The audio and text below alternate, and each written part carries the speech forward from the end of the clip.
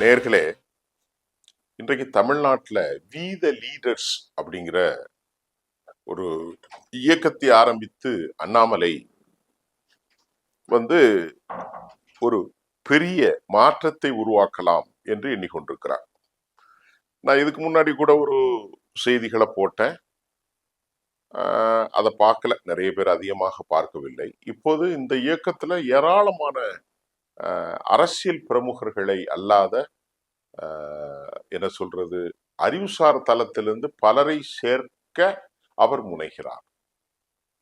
அதாவது ஐஏஎஸ் அதிகாரிகள், பிரபலங்கள், சினிமா துறை சார்ந்தவர்கள் எல்லாம் சேர்த்து ஒரு மாற்றத்தை உருவாக்க போகிறார் என்பதற்காக இன்று காலை நமக்கு செய்திகள் நேற்றிலிருந்து வந்து கொண்டிருக்கிறது. அந்த செய்தியில பிரபல நடிகர் ராகவா லாரன்ஸும் இணைய போகிறார். ராகவா லாரன்ஸ் விஜய் கூட சேர்ந்திருக்கிறார் அப்படின்னு சொல்லப்பட்டது. இப்ப ராகவா லாரன்ஸ் அண்ணாமலையை நோக்கி லாரன்ஸ் என்று சொல்லப்படுகிறது. இதுல அண்ணாமலை என்ன ஒரு அறிவாளி என்று எங்களுக்கு தெரியவில்லை.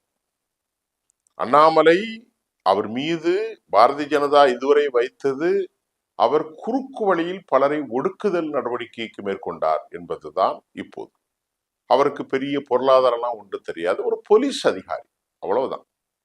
ஆங்கிலம் பேசுவார், கன்னடம் பேசுவார், தமிழ் பேசுவார்.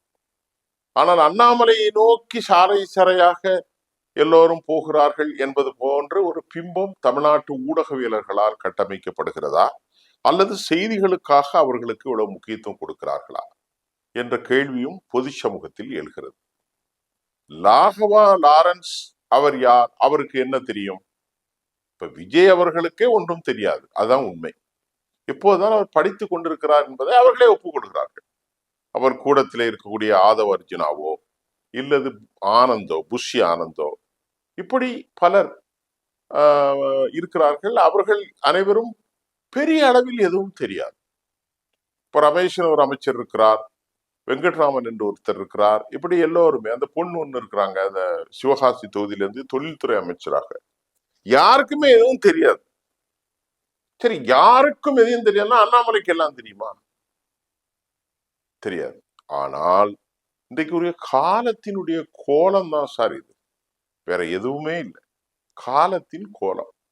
சக்கரவர்த்தி ராஜகோபாலாச்சாரியார், அதே போல பெருந்தலைவர் காமராசர், சத்தியமூர்த்தி, இல்லையா, இந்த மாதிரியான மாபெரும் தலைவர்கள், திரு கலைஞர் கருணாநிதி, செல்வி ஜெயலலிதா, இவர்களெல்லாம் சாதித்தவர்கள், மக்களின் பால் உண்மையை கொண்டு வந்தவர்கள். டாக்டர் புரட்சி தலைவர் எம்ஜிஆர் அவர்கள்.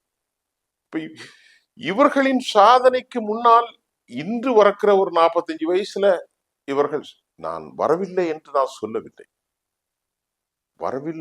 இவர்களுக்கு திறமை இல்லை என்று நான் சொல்ல மாட்டேன். இவர்களுக்கு இருக்கிற திறமைகள் இன்னும் அலங்கரிக்கப்படவில்லை, அது நிரூபிக்கப்படவில்லை. இப்ப இதுக்கிடையில அண்ணாமலையை நோக்கி பல தலைவர்கள், ரஜினிகாந்தினுடைய மருமகன் விசாகன், இன்னும் சில அதிகாரிகளும் கூட அண்ணாமலையை நோக்கி பயணிக்கிறார் என்ற தகவலும் நமக்கு வந்து கொண்டிருக்கிறது. ரஜினிகாந்தின் மருமகன் விசாகன், ரஜினிகாந்தினுடைய சீடர் ராகவா லாரன்ஸ். நல்லா புரியுங்க, ரஜினிகாந்தினுடைய மருமகன் விசாகன், ரஜினிகாந்துடைய சீடர் ராகவா லாரன்ஸ். இதெல்லாம் ஒரு கனெக்ஷன் இருக்கு பாருங்க. அதே போன்று ஐபிஎஸ் அதிகாரி, முன்னாள் ஐபிஎஸ் அதிகாரி ஏ.கே. விஸ்வநாதன் உள்ளிட்ட பல துறைகளை சார்ந்தவர்கள் அண்ணாமலையின் வி த லீடர்ஸ் இயக்கத்தில் இணைய ஆர்வம் காட்டி வருவதாக அரசியல், சினிமா மற்றும் முன்னாள் அரசு அதிகாரிகள் பலரோடும் அண்ணாமலை தொடர்புல இருக்கார். ஆனா இந்த ஆட்கள்லாம் ரஜினிகாந்துக்கு ஒரு ஆசை அல்லது ஒரு பொறாமை அல்லது ஒரு எதிர்பார்ப்பு. நீ வரணும்னா 1996 வந்திருக்கணும், நீங்க வரணும்னு சொன்னா இப்போ வந்திருக்கணும்.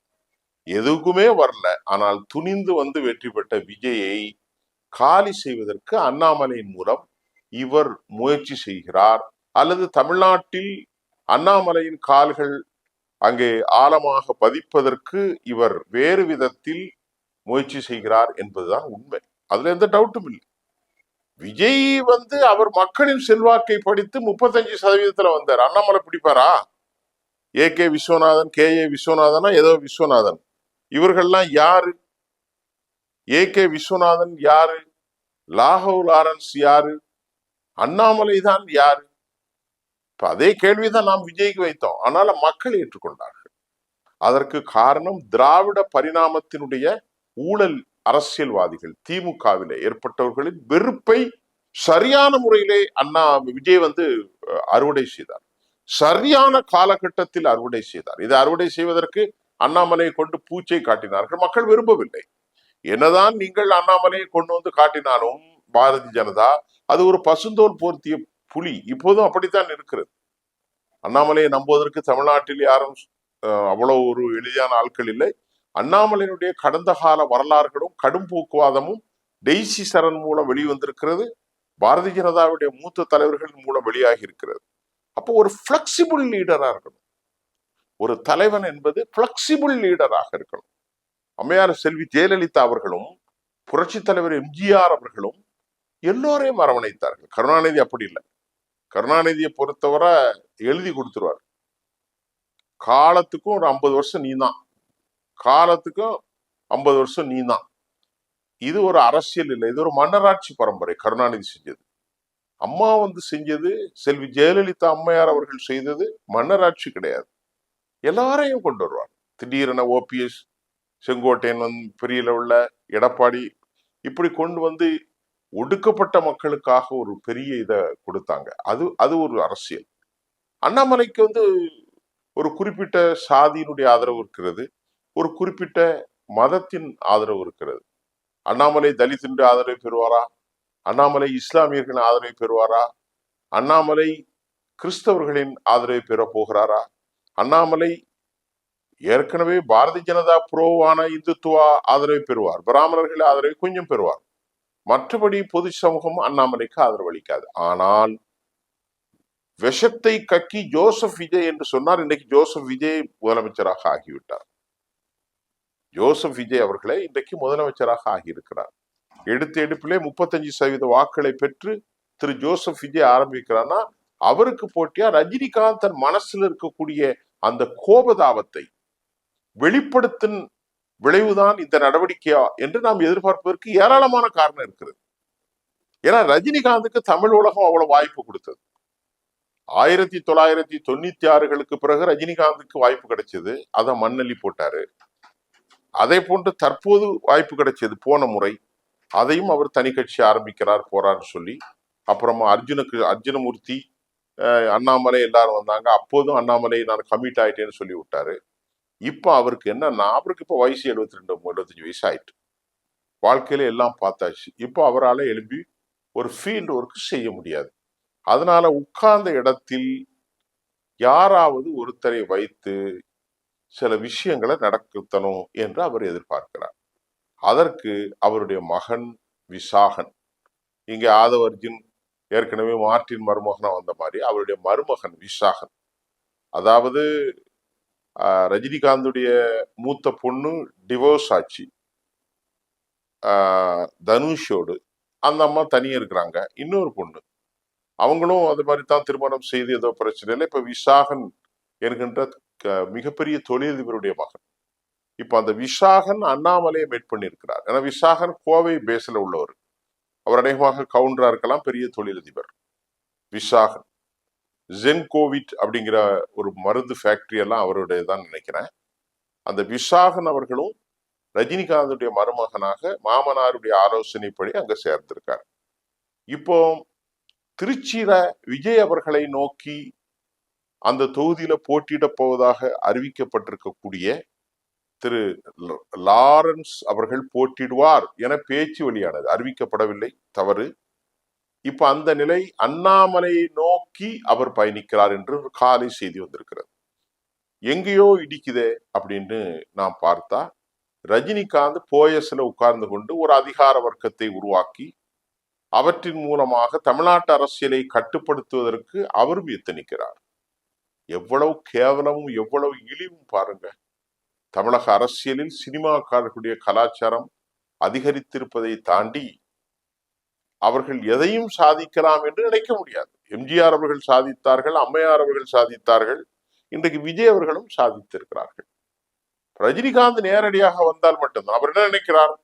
நமக்கு ஒரு பெரிய ஓட்டு பலம் இருக்கிறது, அண்ணாமலைக்கு ஒரு பெரிய பலம் இருக்கிறது. இதையெல்லாம் ஒரு மாயப்பிம்பம் தான். இதை வைத்துக் கொண்டு தமிழ்நாடு அரசியலில் ஏதாவது ஒன்று செய்யலாம், ஏதாவது ஒரு மாற்றத்தை உருவாக்கலாம் என்று அவர் விரும்புவதன் விளைவுதான் தனது மருமகன் விசாகனை அனுப்புகிறார். அதே போல் அவர் பேர் என்னது, AK விஸ்வநாதன், அதே போன்று ராகவா லாரன்ஸ், அவர் பெரிய டான்சர், ஒரு சினிமாக்காரன். இவர்களை எல்லாம் அழுத்தி வி த லீடர்ஸ் என்ற ஆர்கனைசேஷனை ஸ்ட்ராங் பண்றதுக்கான முயற்சிகள் நடந்து கொண்டிருப்பதையும் நாம் பார்க்கிறோம். இதில் அவர்கள் எந்த அளவிற்கு வெற்றி பெற போகிறார்கள் என்பது காலம்தான் பதில் சொல்லும். ஆக மொத்தத்துல கம்பெடுத்தவர்கள்லாம் வேட்டைக்காரர்களாக, தகுதி இல்லாதவர்கள் எல்லாம் வருகிறார்கள், வெறுப்பாளர்கள். சக மனிதர்களை சமமாக நடத்த தெரியாதவர்லாம் ஒரு அரசியல் தலைவன் அல்ல. அவர்கள் வருவது ஒரு டிக்டேட்டர்ஷிப் ஆயிரும். நான் சொல்வது புரிகிறதா? 2 பேர் பிரச்சனை. அந்த அம்மா சொல்றாங்க, நான் அதை பொய்ன்னு நினைக்கல. பிஜேபியில அவங்க பேர் சரண். அந்த அம்மா சொல்றாங்க, டாக்டர். அவங்க சொல்றத பொய்ன்னு சொல்ல முடியாது.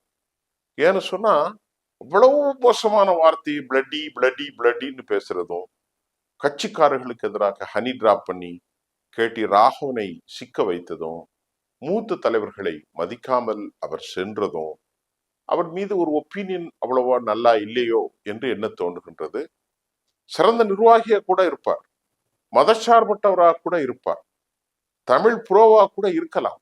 ஆனால் அவருடைய இந்த எழுச்சி ரஜினிகாந்தின் ஆசீர்வாதத்தோடு எந்த அளவுக்கு அது வெற்றி பெறும் என்பது காலம்தான் பதில் சொல்லும்.